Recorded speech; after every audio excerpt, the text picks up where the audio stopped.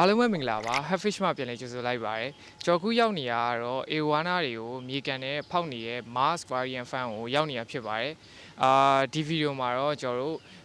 Awana နဲ့ပတ်သက်တဲ့အကြောင်းအရာတွေပြပြပေးတော့မှာဖြစ်ပြီးတော့ဒီမှာဘယ်လို Awana တွေရှိလဲဆိုတာကိုကျွန်တော်တို့တက်ကြည့်လိုက်အောင်ခင်ဗျာမင်္ဂလာပါကိုမင်္ဂလာပါအခုနာမည်နဲ့ဒီ fan ရှိရဲ့နေရာလေးကိုချက်လောက်ပြောပေးပါဦးအခုနာမည်ကိုစောမျိုးပါဒီ fan ကတော့အခုတို့ Mars Arowana Premium fan လို့ပေါ့နော်အခုတို့ဒီတီရှိရဲ့နေရာကြတော့ထောက်ကြံပေါ့နော်နွယ်ခွေနော်ဒီက၄ကွယ်ပေါ့နော်အမှတ်156ပါဘယ်ချိန်လောက်တည်းက Awana ကြီးစမွေးဖြစ်တာလဲArowana စမွေးတာအခု2015ပြန်မွေးဖြစ်တာတော့မွေးရတော့ငါကတော့ငယ်လေးတဲ့မွေးတယ်2015လောက်မှပြန်မွေးတော့ဘယ်လိုစိတ်ကူးနေဒီလို fan စလုပ်ဖြစ်သွားတယ်ကိုဘယ်လိုစိတ်ကူးလဲစလုပ်ဖြစ်လဲဆိုတော့ညီလေးအကိုအရင်ကဒီလိုမျိုးလုပ်ဖို့လည်းအစီအစဉ်မရှိပါဘူးဒါပေမဲ့ဒီ Arowana တွေကိုမွေးဖြစ်တယ်ပေါ့နော်မှန်ကန်တယ်မွေးဖြစ်ရမှအခုတို့ထိုင်းနေပါရောက်သွားတဲ့ခါကျတော့ငါးတွေပါဝယ်တယ်ပေါ့ကွာဝယ်တယ်ပေါ့အချိန်မှာအများ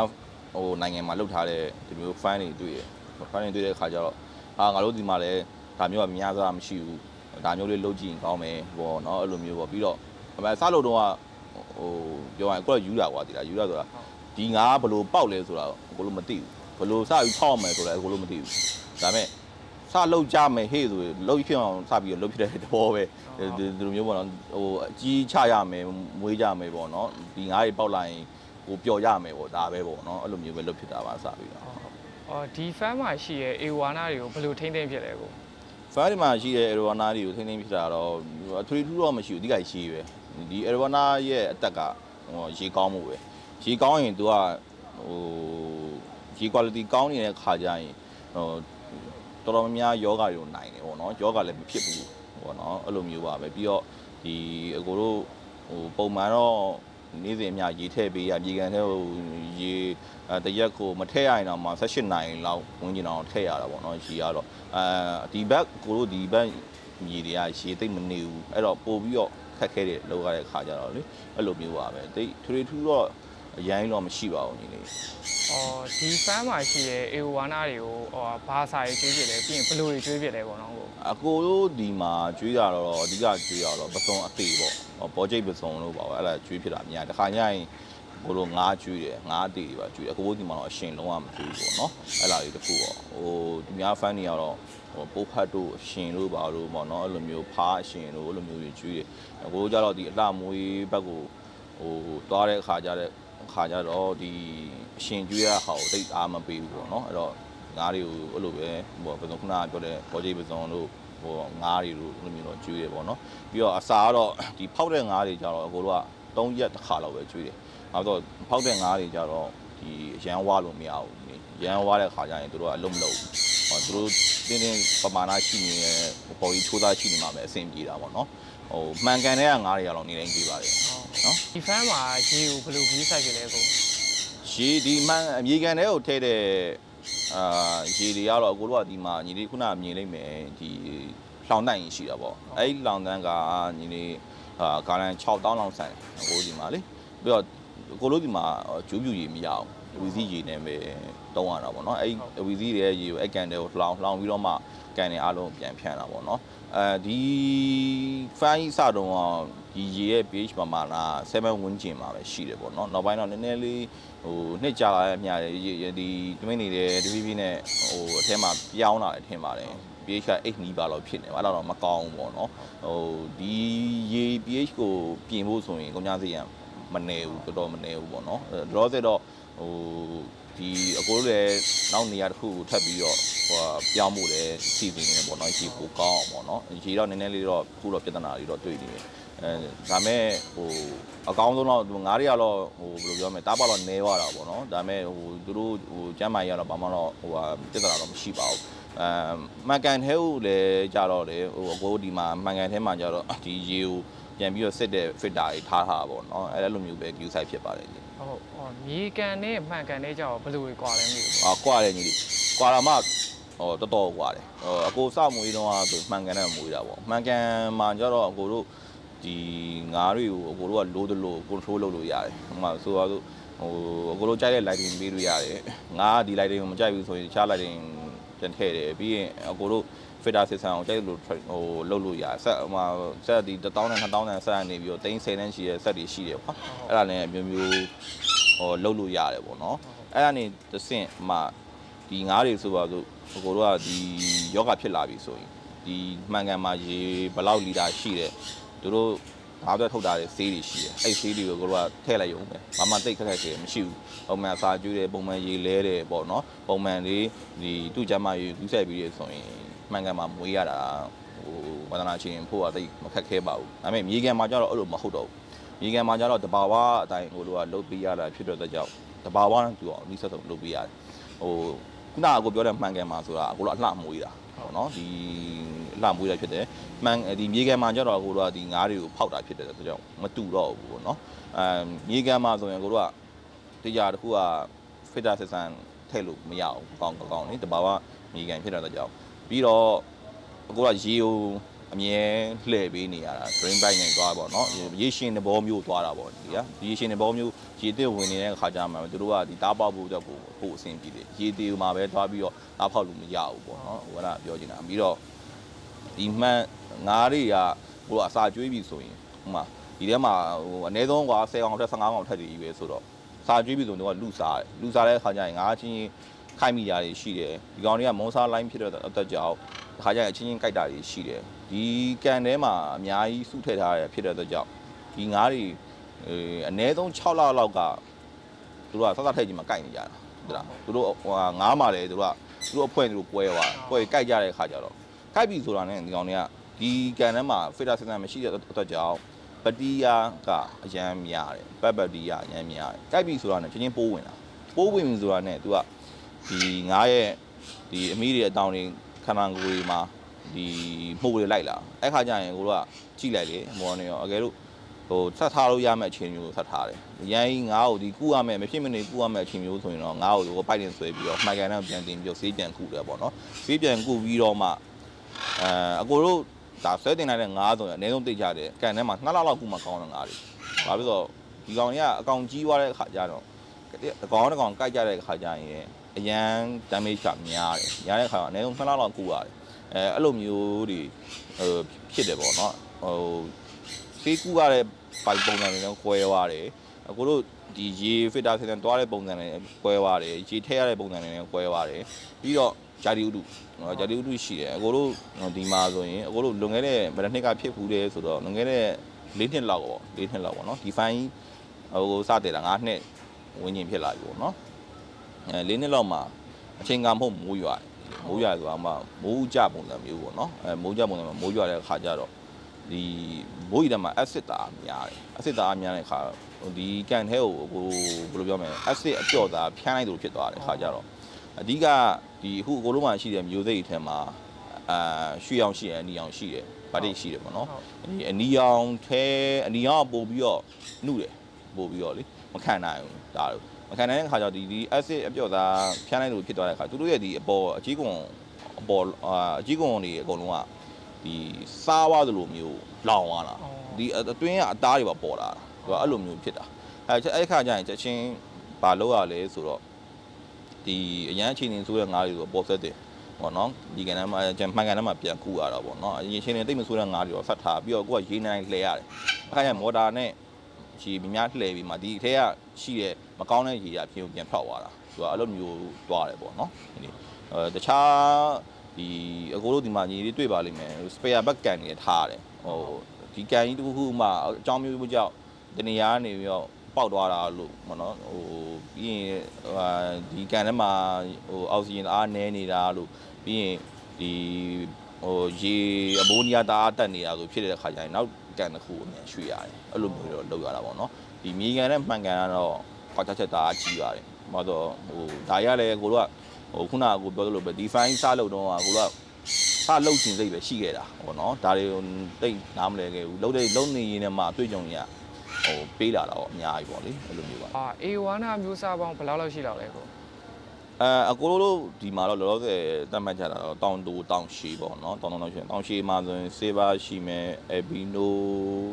ရှိမယ် Albino တောင်ရှည်ပေါ့နော်အဲ့လိုမျိုးရှိမယ် Black တောင်ရှည်တွေရှိမယ်အဲ့လိုမျိုးတွေတွားတယ်ညီလေးပြီးတော့တောင်တူထဲမှာဆိုရင်အကိုတို့စတာ Aussie တောင်တူရှိမယ်ပြီးတော့ကိုတို့ rap လို့ခေါ်တယ်ပေါ့နော် banja rap လို့ခေါ်တာပေါ့နော်အဲ့ဒီကောင်ရှိမယ်ပြီးတော့ high back ရှိမယ် high back တော့ရွှေအောင်ပဲရွှေအောင်တောင်တူပေါ့နော်ပြီးတော့သူကြတော့ high back ကဘာလဲဆိုတော့အကြီးကုံကသူကအပေါ်မှာ2တန်းလောက်မဲနေတာပေါ့နော်4တန်းလောက်ပဲဝင်တာပေါ့နော်အဲ့လိုမျိုးရှိတာပေါ့နော်ပြီးတော့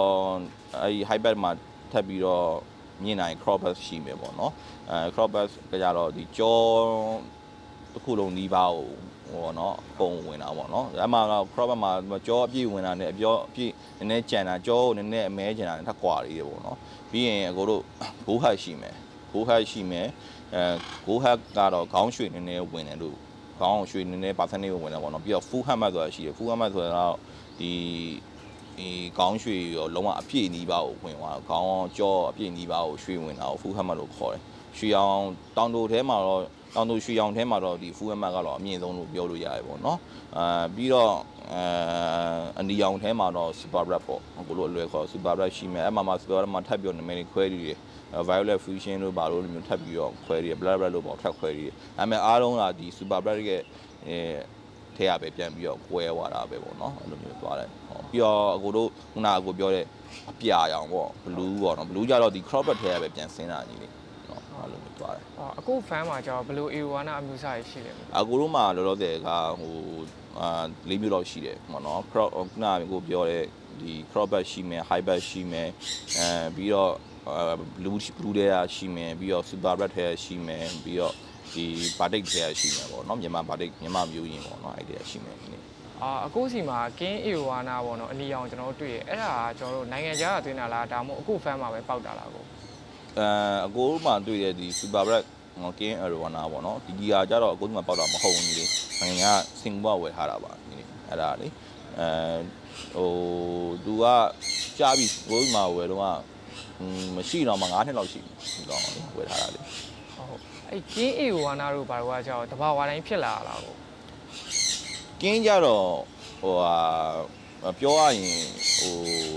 ဒီဖောင်ပေါ့ညီလေးဒီဖောင်လို့ပဲပြောအောင်ပါပေါ့နော်တဘာဝအတိုင်းဖြစ်တာပါသူကတော့ဟိုလှုပ်ယူထားတာမဟုတ်ဘူးပေါ့နော်သူတို့မွေးတဲ့ကနေပြီးတော့အရင်ကဆိုရင်လွန်ခဲ့တဲ့အခုထင်းနေ9နှစ်10နှစ်လောက်ဆိုရင်တော့ဒီကောင်တွေကိုတိတ်ပြီးတော့ဟိုရောင်းတန်းထဲမှာမတွေ့ကြဘူးဆိုတာလက်မခံကြဘူးပေါ့နော်နောက်ပိုင်းဟိုလူတွေကနေပြီးတော့ဟိုရောင်းတဲ့လူတွေဖန်ရောင်းတဲ့လူတွေကဒါရှားပါတယ်ပေါ့နော်သူကအမြဲမပေါက်ဘူးလေငါးအကောင်30 40ပေါက်တစ်ကောင်မပေါက်ဘူးဟော4-5ခါပေါက်မှတစ်ကောင်ပါချင်မှလည်းပါတာသူကအဲ့လိုမျိုးပေါ့နော်အဲ့လိုမျိုးဆိုတော့နောက်ပိုင်းကျတော့သူကဒါကို King Awana ဆိုပြီးတော့တတ်မှတ်လိုက်တဲ့အချိန်မှာလူတွေကလည်းအဓိကတော့ဝယ်လိုကားပေါ့နော်ဝယ်လိုကားကညှိနှိုင်းတဲ့အချိန်မှာဈေးရတယ်ပို့ပြီးတော့ဆိုပါစို့အခုပုံမှန် super red တစ်ကောင်က15သိန်း30ရာသွားတယ်ဆိုရင်ဒီကောင်ရဲ့တန်ကြီးကအနည်းဆုံး80သိန်း90ရှိတယ်ပေါ့နော်အကောင်တိလေးမှာတော့အကောင်ကြီးတော့စီးဖို့များတာပေါ့နော်အဲ့လိုမျိုးတော့သွားတယ်ကျွန်တော် online မှာတွေ့ရပါတော့အဲ့လို short body တို့ဘာလို့ကကြတော့အဲ့လိုတဘာဝတိုင်းပဲဖြစ်တာလားသူက short body ကဟိုပြောမှဆိုရင်ဟိုတဘာဝတိုင်းဖြစ်တဲ့ဟာနေတယ်တော်တော်ကြီးကိုနေတယ်ဟိုလူတွေပြုပြင်နိုင်တဲ့ဟာတွေကများတယ်ဟိုပြုပြင်နိုင်တဲ့ဟာများတယ်ဆိုတာဟိုဘယ်လိုပြောမလဲ short body ရအောင်ပြိုးတာပေါ့အဲ့လိုမျိုးနီးလန်းနေရှိရပေါ့နော်နိုင်ငံမှာ short body ရအောင်ပြိုးတဲ့နီးတွေရှိတယ်အဲ့လိုမျိုးဟိုသူတို့ကမွေးဒီငါးကိုပေါက်လာတဲ့ခါကျရင်ဒီငါးတွေကိုကြည့်လိုက်တယ် short body ဖြစ်နိုင်တဲ့ငါးတွေကိုတက်ရွေးထုတ်ပြီးတော့မှလူကလည်းကူပေးရတယ်တူဒီတိုင်းထားနေ short body ကဟိုဖြစ်မလာဘူးဟိုနော်လူကလည်းကူပေးရတယ်အဲ့လိုမျိုးပေါ့အဲ့လိုမျိုးတဲ့အခါကျမှပဲ short body ကဖြစ်တာပြီးတော့ဟိုဘယ်လိုပြောရမလဲဒီကောင်တွေကလည်းခုနကပြောသလိုပဲဝယ်လိုအားကောင်းတယ်ဝယ်လိုအားကောင်းတဲ့ခါကျတော့သူကပုံမှန်Awana တွေကနေပြီးကွဲထွက်နေတာကို body တော်လေးနဲ့လှတာဆိုတော့လေသူကသူနဲ့ဖြစ်တဲ့ခါကျတော့သူကတော့ကင်းလောက်စေးမကြည့်ဘူးဒါပေမဲ့ပုံမှန်ထက်တော့များတယ်သူကတော့အခုချိန်ငွေသေးတဲ့တွေ့တော့မှ450လောက်တော့ပြေးမလို့ဘူးပေါ့နော်spoon head တွေကကြောက်ဘယ်လိုဖြစ်လာလဲကို spoon head တွေက2မျိုးရှိမယ်ကြီးလေဟိုတဘာဝတိုင်းဖြစ်လာတဲ့ဟာရှိမယ်နဲတယ်သူတယ်ပြီးတော့လူလုတ်တဲ့ဟာလည်းရှိတယ်သူကြတော့ဟိုညီတို့ YouTube မှာတော့ရှာလို့ရတယ်ဟိုငါဒီ6လက်မဝင်းကြီးလောက်ရောက်တဲ့အချိန်မှာ9လက်မ6လက်မဝင်းကြီးနဲ့ရောက်တဲ့အချိန်မှာဒီနှုတ်ကြီးတွေကိုပလျာနဲ့လှန်ချိုးလိုက်တာ လန်ချိုတဲ့ခါကျရင်သူကငယ်တုံးပြင်တဲ့အယိုးကိုလှန်လိုက်တာပေါ့နော်အဲ့လိုမျိုးဖြစ်တဲ့ခါကျတော့ကြီးလာတဲ့ခါကျတော့ပိုလှတာပေါ့ဒါကလည်းသူတို့လောက်ရတယ်ဆိုတာလည်းဝယ်လိုအားကြောင့်လူတွေကဒီ spawn hat တို့ဘာလို့ကြိုက်ကြတယ်လေပို့ပြီးတော့အထူးသဖြင့်အနီဒီမှာ spawn hat ကိုပို့ကြိုက်ကြတယ်ရွှေအောင်မှတော့နေတယ်လောက်ကြတာလေ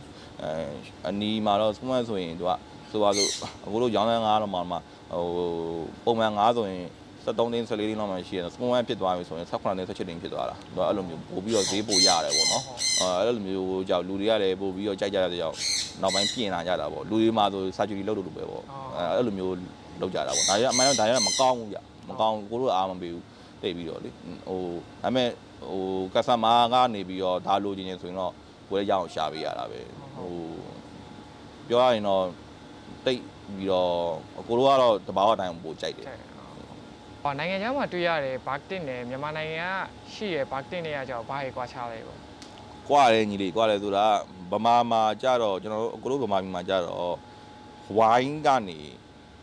ဝိုင်းကိုမိတယ်ပေါ့နော်ဝိုင်းကနေပြန်ဖောက်တာကြတော့ F1 နေများတယ်အဓိကလေ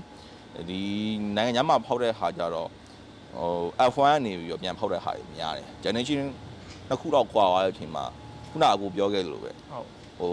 ဝိုင်းနဲ့ F1 လောက်တာဒီဘာတိမာကလှတယ်လို့ကိုတို့က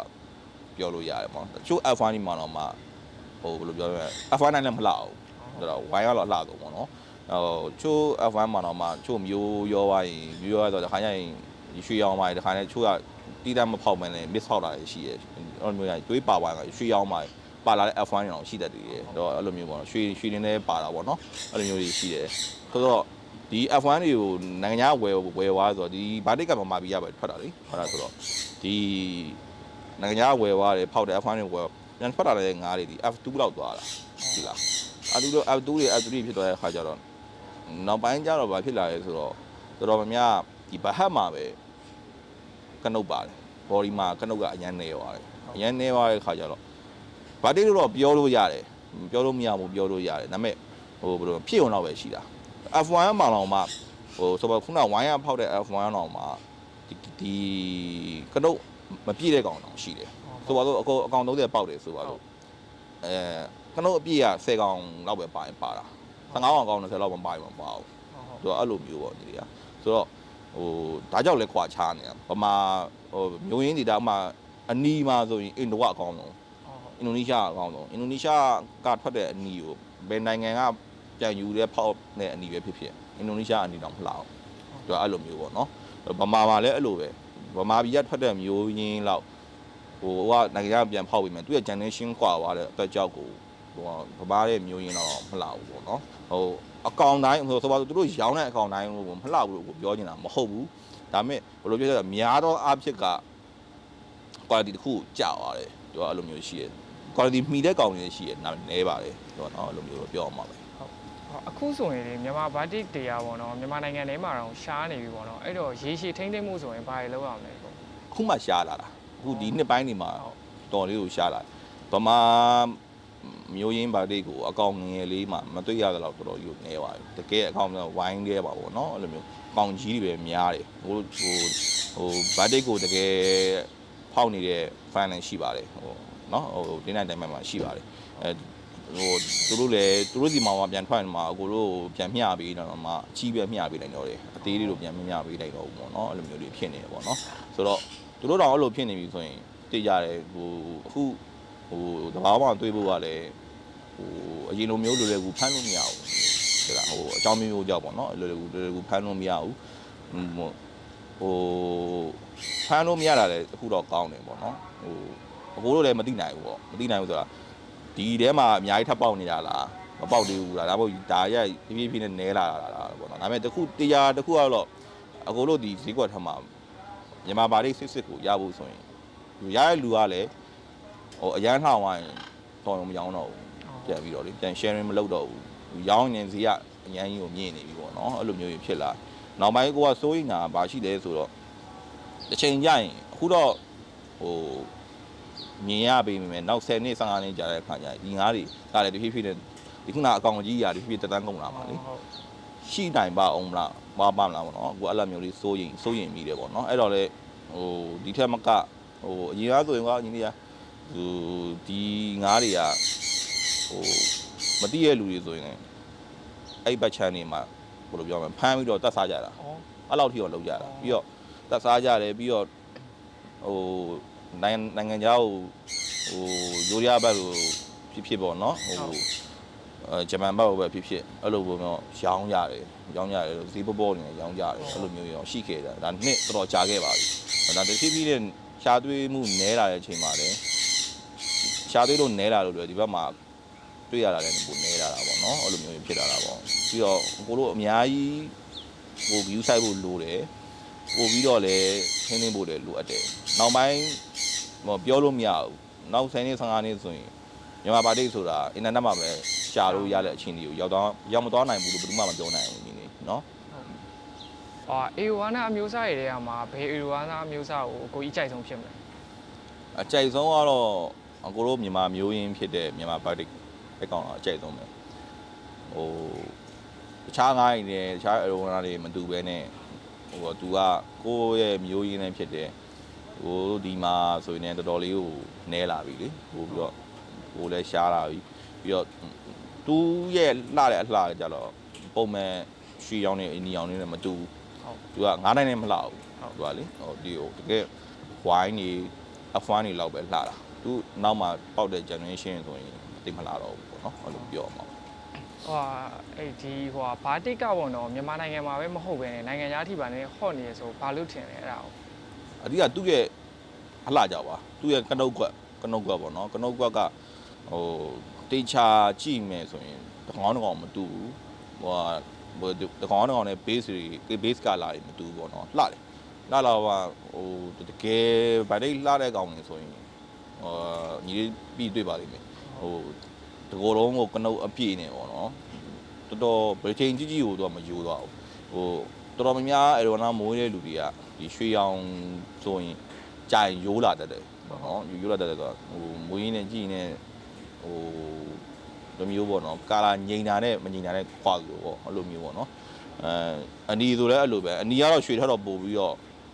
ဟိုဖြစ်တယ်ပေါ့နော်ဟိုမွေးရလည်းပိုခက်တယ်ကာလာဝင်ရလောက်ရတာလည်းပို့ပြီးတော့တယ်ဟိုအချိန်ပေးရတယ်အဲ့လိုမျိုးကြီးလောက်ရတော့ဗတ်တိတ်လည်းအဲ့လိုပဲစိတ်ရှိရှိနဲ့မွေးရတာသူကလေအကောင်အရန်ကြီးတော့မှသူ့ရလှကကြီးပြေဆုံးတာသူကလေပို့ပြီးတော့လေဟိုသူများထက်လည်းပို့ပြီးတော့ထူးခြားနေလို့လည်းပိုကြိုက်မိတာလည်းပါတယ်ဟုတ်အခြားအေဝါနာလေးတွေတွေ့ရင်တော့အဲ့ဒါတစ်ချက်လောက်ညီကိုလိုက်ပြပေးပါဦးတစ်ချက်လိုက်ကြည့်လို့ရတယ်နော်ဒီကန်ကတော့အကိုတို့ဒီ crop bass ပေါ့နော် crop bass arowana ဒီထည့်ထားတာပေါ့အားလုံးပေါင်းဒီထဲမှာ20တကောင်ဒီပါရှိတယ်ပေါ့နော်ဟိုကပြီးတော့ဒီကောင်ကဘယ်မျိုး crop bass မှာသူကဒီအပြာဘက်ကိုသွားတဲ့ဟိုနော် blue base ဘက်ကိုသွားတဲ့မျိုးတွေပေါ့နော်အဲ့ဒီကန်ထဲမှာရှိတယ်ပေါ့ဟိုဒီကောင်တွေကတော့ဟိုအရန် arowana မှာဆိုရင်ဟိုရွှေရောင်မျိုးထဲမှာဆိုရင်ပေါ့ဒီအရန်ကြီးအမြင့်ထဲမှာတော့မပါဘူးပေါ့နော်အလဲလက်တန်းခါမှလည်းပါတာပဲညီလေးဒီကန်ကတော့ကိုတို့ဒီ super black arowana ကိုခေါ်တာပေါ့နော်အနီမျိုးပေါ့နော် arowana ထဲမှာဆိုရင်တော့ဒီကောင်တွေကအားလုံးပေါင်းဒီကန်ထဲမှာ73ကောင်ရှိပါတယ်ဟို site အနေနဲ့ကတော့အနည်းဆုံးကိုတို့ဒီ18လက်မနေပြီးတော့လက်မ30လောက်ရှိတယ်ဒီကောင်ကလေပြီးတော့ဒီကောင်တွေကအသက်အားဖြစ်တော့6နှစ်ဝန်းကျင်မှာရှိတယ်ဟာလေဒီကန်ထဲမှာတော့ golden crop bass တွေပဲရှိတာပါဒါပေမဲ့ဒီမှာရှိတဲ့ကောင်တွေကခုနကန် crop bass blue base တွေထပ်ပေါ့နော်ပို့ပြီးတော့မျိုးကောင်းတယ်ဒီတွေကကောင်တွေတချို့ဆိုရင်ဒီခေါင်းရွှေ full helmet ပါတဲ့ကောင်တောင်ရှိတယ်ပေါ့နော်စင်ကာပူကမျိုးစိတ်ပိုများပါတယ်ဒီကန်တဲ့ကောင်တွေကလေအားလုံးပေါင်းစုစုပေါင်းဒီထဲမှာ18ကောင်လောက်ရှိတယ်ဒီပြီးတော့ဒီကန်တွေကကောင်တွေကတတန်းအားဖြစ်တော့အနည်းဆုံး9နှစ်ကနေပြီးတော့9နှစ်ကြာမှရှိပါတယ်ဟုတ်ပါပြီဟောလေကန်တိုင်းလိုမှလေအဲ့လိုအပင်လေးတွေထည့်ထားတွေ့ရပေါ့နော်အဲ့ဒါဘာလို့ထည့်ထားလဲငါးရီတွေဘာကောင်းကျိုးရှိလို့လဲအစားတော့ကိုကဒီဟဲ့ကိုကဒီအပင်လဲရေရောက်အပင်လဲ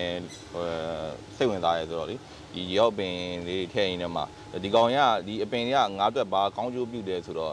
အောက်ဆီဂျင်ပေါ့အဓိကတော့လုံလောက်တဲ့အောက်ဆီဂျင်ထုတ်ပေးနိုင်တယ်ပြီးတော့များဝိုင်းလည်းသူကမကောင်းသူကများဝိုင်းလည်းသူကဒီငါးတွေသွားလာတာသူကဒီမျိုးတွေကဒီအပင်မျိုးတွေကအရှည်ကြီးဖြစ်လာတာသူကအရန်များလာပြီဆိုတော့ကန်အပြည့်နီးမှဖြစ်သွားတဲ့အခါကျရင်ကြည့်ရလူကတော့လှတာပေါ့နော်ဒါပေမဲ့ငါးတွေကအထဲမှာသွားတာအရန်ကျက်သွားတဲ့အခါကျရင်တော့အကိုတို့တလားတစ်ခါတော့ဖြစ်ဖယ်ပေးရတယ်ပေါ့နော်ဟိုရှိတဲ့လောက်ရှိတာပဲကောင်းတာပေါ့နော်အဲ့လိုမျိုးပါပဲဟုတ် ရအထက်မှာလည်းရှိသေးတယ်ညီလေးအထက်မှာလည်းနည်းနည်းလိုက်ကြည့်လိုက်အောင်လေနော်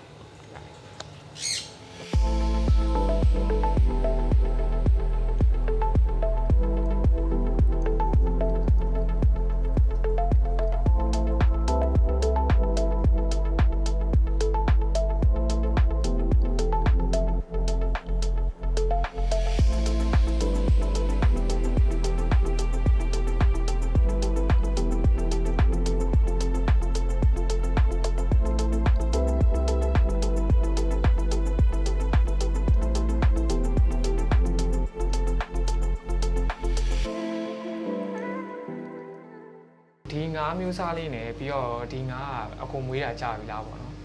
ဒီကောင်ကညီလေး super red မျိုးစားပေါ့နော်ဒီကောင်စဝယ်တော့မှဆိုရင်ဟိုချင်းတဲ့17လမှဝန်းကျင်လောက်ပဲရှိဦးမယ်အခုဆိုရင်တော့ဒီကောင်18လမှတပေခွဲဝန်းကျင်ရောက်လာပြီပေါ့နော်မွေးတာတော့တစ်နှစ်ကျော်လောက်တော့ရှိပြီပေါ့ဟို9ရဲ့အတက်ကတော့3နှစ်ဝန်းကျင်လောက်ရှိမယ်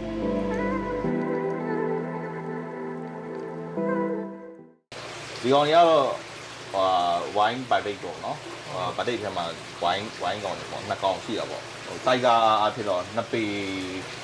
ပေဝန်းကျင်လောက်ရှိမှာပေါ့ဟိုဒါကိုဒီမှာတော့တော်တော်လှတဲ့ဗတိတ်ဒီကိုပြောအောင်ပါပေါ့နော်ဟုတ်ရှိချင်တာအကုန်လုံးကိုလည်းစိတ်ရှိလက်ရှိဖြည်းဖြည်းတက်တက်ကျေးဇူးတင်ပါတယ်ညာဟုတ်အကိုတို့ mask ကလည်းညီတို့ have face ကိုကျေးဇူးတင်ပါတယ်တတိယလာပြီးတော့ဝိုင်းလာရှင်အားလုံးသိအောင်လာပြီးတော့ဗီဒီယိုရဲ့ view ရဲ့ကျေးဇူးတင်ပါတယ်